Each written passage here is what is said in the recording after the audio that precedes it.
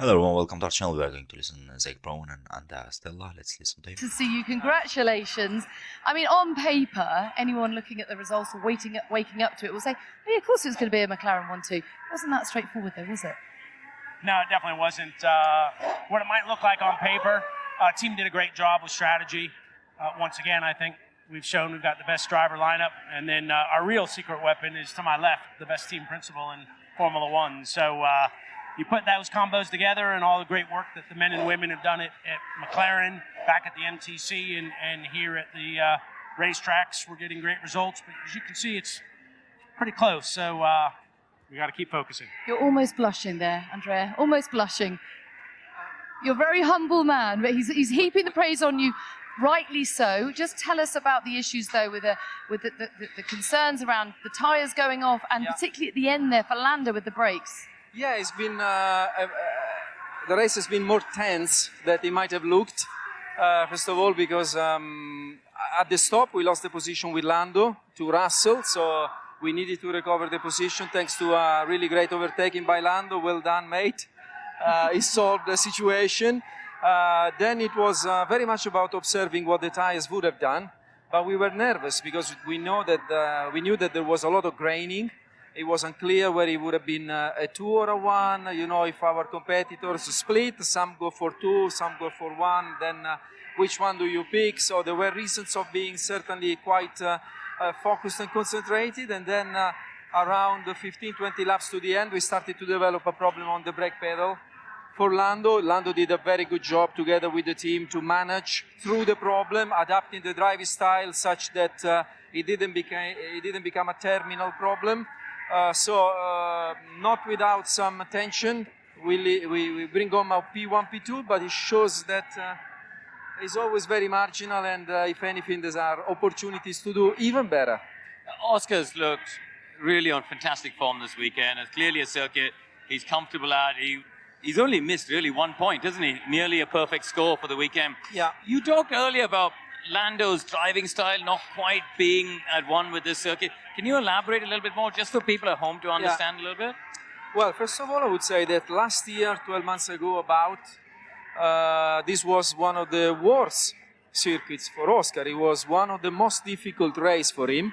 So I think the performance that he has pulled off during this weekend, it shows how rapidly he grows, how rapidly he improves. The talent that we have at McLaren in our drivers lineup is just incredible. And when it comes to talent, on Lando's side, in order to use his talent, he does need the car to behave in a certain way, which here, because of the tires and because of the car to some extent, it was difficult to utilize. But he kind of acknowledged the situation, he improved through the weekend, and today he was very strong in the race, and I think without the problem on the brakes at the end, it could have been an interesting and even more tense end of the race for the Papaya team. Don't tell Zach that. You were stressed out enough I as hit you were. the make the brakes not work so we don't have any more drama button. When you were talking about his learnings, were you talking specifically about tyre management for Oscar? Because that was certainly something in his rookie year that he was sort of grappling with.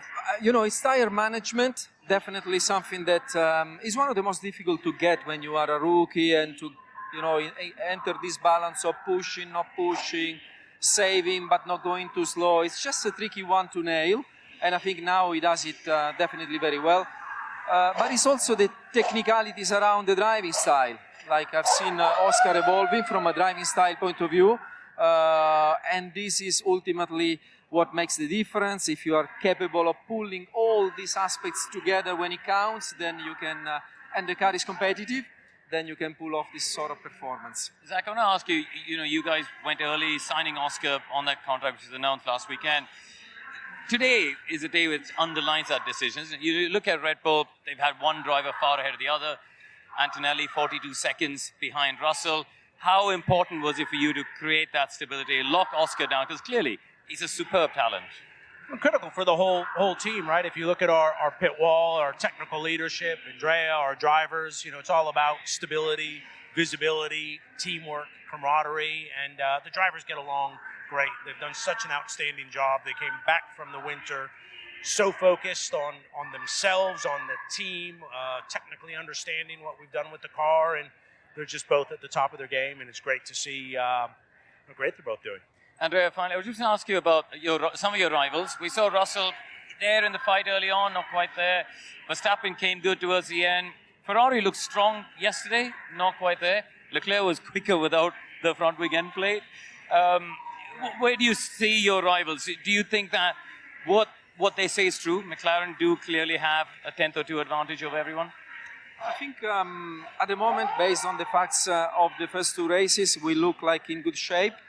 I think here our advantage wasn't more than what you say, maybe a tenth or two, which is not very much, and it shows that we need to keep improving the car. That's certainly the message to the entire team.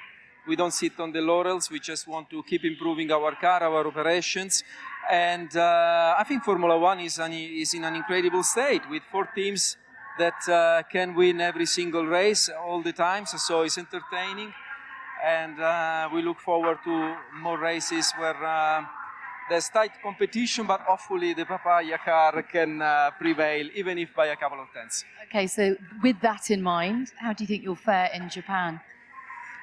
Let me ask the guy who runs the racing team, how are we going to do in Japan? How are we going to do in Japan? I would imagine we'll do pretty well. I mean, as Andrea said, I think that the top 4 teams, there's nothing in it. Lewis drove brilliantly yesterday in the sprint. You saw how fast he was.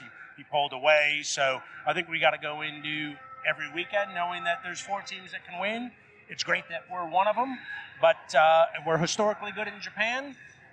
So it's such an epic circuit as well, isn't it? It's a great circuit. So Formula One, I think what we have predicted is this is going to be an epic season, and I think that's what we're starting to see. Great stuff. Well done today. Thank you very much for your time. We'll let you go and celebrate. Right. You deserve it.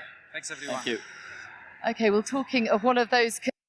Yeah, like as we expected, this season just started in an epic way, but the McLarens are just continuing to have a dominant car, at least on these 2 races. But I believe that, and also in Japan, they will have better performance than the other teams.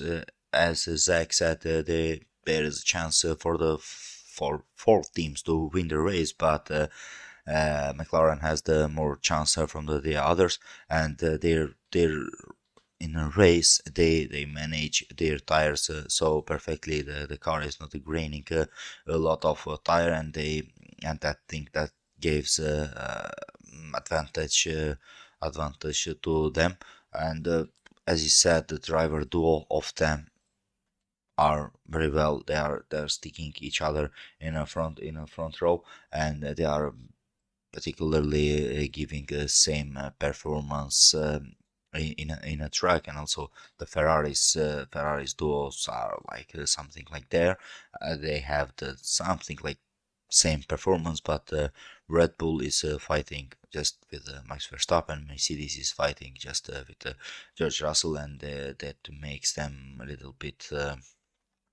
They gives them a little bit more disadvantage, but we will see at the Suzuka what kind of race we will have and what kind of performances we will have. But definitely, I think the McLarens will be favorites in the Suzuka. Don't forget to like the video, comment, and subscribe to the channel.